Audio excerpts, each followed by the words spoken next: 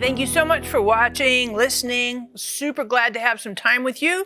We're continuing our new series here, Seeing is Believing, but I want to encourage you to subscribe because seriously, we have amazing content here and very encouraging, insightful, and helpful. And so this series, Seeing is Believing, we're doing our part 2. And this is an interesting part because it talks about how do you see? How do you see? So this is an example. These are my reading glasses. And if I don't have reading glasses, it's challenging for me to see clearly. And so how we see, you might say, well, how do I see? I just see with my eyes. But do I see clearly?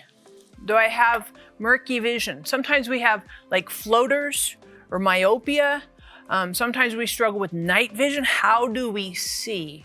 And it's important to think about how you see, not just the mechanics of your eyes, your physical eyes, but also how do you see from the inside. And I bring this to your attention because in Luke chapter 11, verses 33 to 36, Jesus tells us something really interesting. And just so you know, I made this big font so that I could see clearly without having to use my glasses. It's really clever. I like how we can kind of navigate things like that. But Jesus says this, no one, after lighting a lamp, puts it in a cellar or under a basket, but on a lampstand, so that those who enter may see the light. And he says this, if the eye is the lamp of your body, when your eye is clear, your whole body is full of light. But when it is bad, your body is full of darkness. Then watch out that the light in you is not darkness. If therefore your whole body is full of light with no dark in it, your whole body will be wholly illumined as the lamp illumines you with its rays.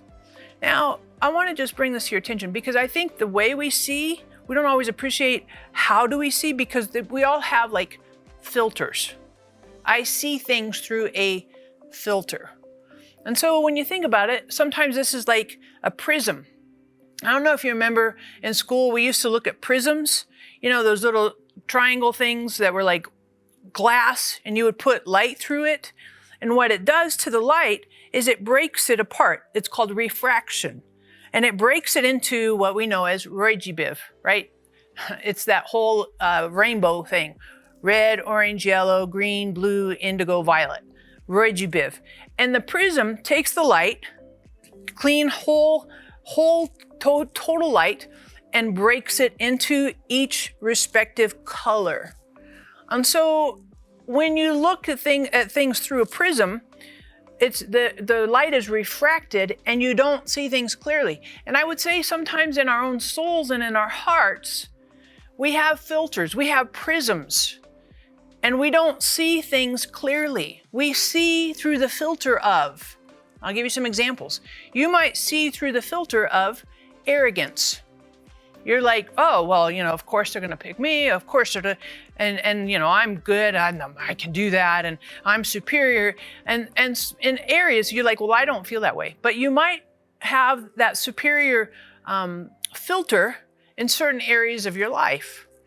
Or you might have a rejection filter.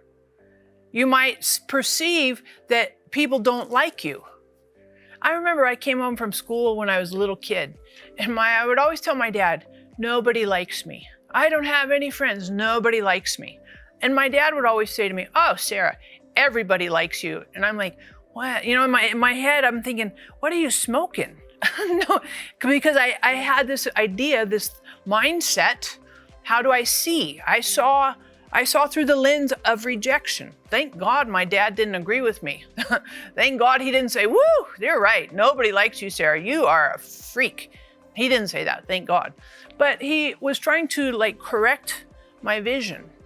And this is what Jesus is saying, is if the light in you, if your filter, your internal filter is messed up, then everything you see perception-wise will be inaccurate, will be distorted, will be in a misconception.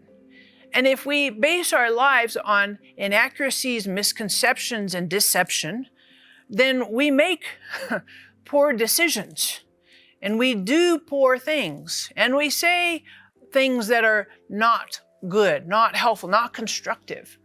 If the light in us, if the filters in us, if our internal mindsets, our perceptions are not aligned with truth, God's truth, and Holy Spirit leading us into truth, Holy Spirit who is the truth, if we don't have that filter, then we are susceptible and vulnerable to the lies, distortions, deceptions, and garbage, accusations that the enemy tries and works very hard over time to instill in our thoughts, in our mind, in our outlook. And so I think it's very important for us to consider, what are our perceptions? What are the filters? What are the glasses through which I see the world around me? Or even see myself? Because whatever those perceptions are, those filters, if they're not truth, if we're not looking through the lens of love, if we're not looking through the lens of truth, if we're not looking through the lens of Holy Spirit guiding and directing us, then it's a little bit of a toss-up what happens in some of the decisions that we make.